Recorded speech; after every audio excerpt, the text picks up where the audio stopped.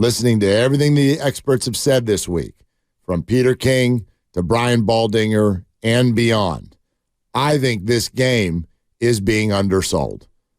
Brian Baldinger said, "Oh, what is perfect time to take on the Jags because they are good.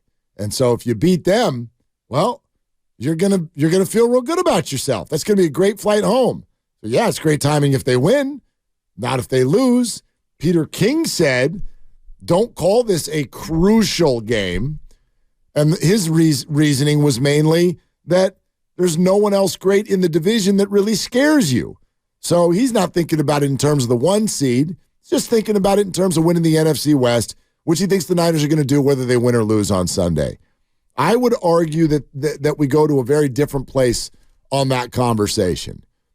Think about, if you're just a 49er fan, how you feel after Sunday's game. And I think the gap could not be larger in terms of how you're going to feel based solely on the outcome of this game. Dibs, if the 49ers win, the phrase is, all is forgiven. If the 49ers lose, it's sound the alarms. It's 5 weeks without a victory. It's 5-4, 4-game losing streak. Probably be back in second place. I don't know how you can overstate the importance of this game. The outcome of this game will completely determine the tone that is going to be set for the entire second half of the season. And I think it's confidence through the roof if they win, and it's lack of confidence through the floor if they lose. Of the next 5 games that they're going to play, it's the 4th most important game. You have Seattle twice, and you've got Philadelphia. And you could even argue that the Tampa Bay game is bigger than this because it's a conference game. So I'm team Baldinger. I'm team Peter King. Yes, you don't want to lose 4 in a row. And fans will sound the alarm. And fans will look to press the panic button and all the rest of it. That's all I'm talking about, though. Yeah, but I think in reality of where this team is in terms of the schedule, this is a big game because Jacksonville's 6-2 and they've won 5 in a row. And right now they are, if not the class of the AFC, they're a very good team. And you could see them be there in the Final 4 in the AFC, if not the Final 2 in the AFC. I don't think that anyone would pick them to win the AFC, but they're a good team. They're good on both sides of the ball. They've got good coaching. Yeah, but they're a team where if they win the division and they get a home game, they're going to be a tough out because they can run it, they can defend it, and they can pass it. So Jacksonville is a team not to be taken lightly. And you're traveling across country, and yes, you're off a bye, but so are they. It's a 10 a.m. game. It's a tough spot. I don't see it in terms of, yes, it's a big game. They're all big games. You only have 17 of them, but I look at the 2 Seattle games that are coming up and the Philadelphia game that's coming up and even the Tampa game. Those, to me, are all bigger in terms of what you're trying to do this year. See, I guess what I'm talking about is I'm not looking ahead. I don't think the 49ers have the ability to do that. No one ever looks ahead in the NFL. No, but you don't have the luxury to even think about. Dibs, if they go out and give up 31 points against Jacksonville, I don't know if Steve Wilks is going to still have the job. Okay? Oh, he'll still have the job. I don't know, but he's not firing Steve Wilks mid-year. Okay, so... And replace him with whom? I have no idea. And that's where... I have no idea. They don't have anyone on staff who has the experience that he has. But you're going to act like the fire hasn't already been lit? In 3 weeks, this guy's been thrown under the bus in Minnesota, thrown under the double-decker bus when they got home, and then an organizational-wide conversation goes on for 2 weeks about his play calls and where he sits. Kyle goes into the bye, comes out, white smoke at the Vatican, and decides we got a whole new defensive coordinator. He's now going down to the sideline. They are tinkering. They are talking. There is clearly arguments going on behind the scenes. And all of that leads to you come out of the bye, which has normally, historically been your cup of tea. If you come out and lay an egg, you don't think that this team is going to be freaking out? I think they'll be freaking out. Look at what they have put financially and emotionally into this year.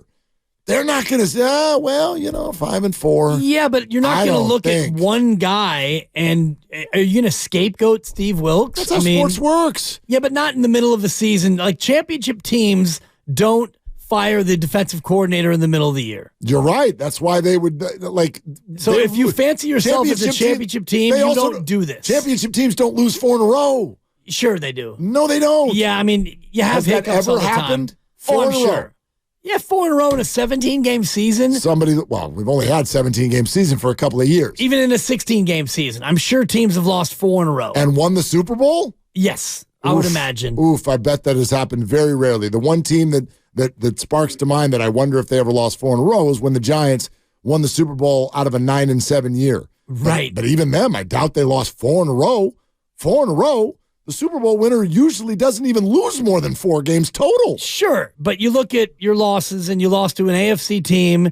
You lost to Minnesota, who probably won't be a playoff team, and you lost to an AFC team. So in terms of the import of these games, yes, you don't want to lose games. But losing to Seattle, losing to Philadelphia, these are far bigger losses than losing to AFC teams. Well, you're talking mathematics. You're talking matchups. I get that completely. I'm talking timing. Sure. You don't lose 4 in a row, sandwich a bye in there with the highest priced defense in the history of ever, the expectations around this team, and waltz out of there and just shrug your shoulders and go like, well, it was East Coast and AFC and they're good. Like, these are the 49ers.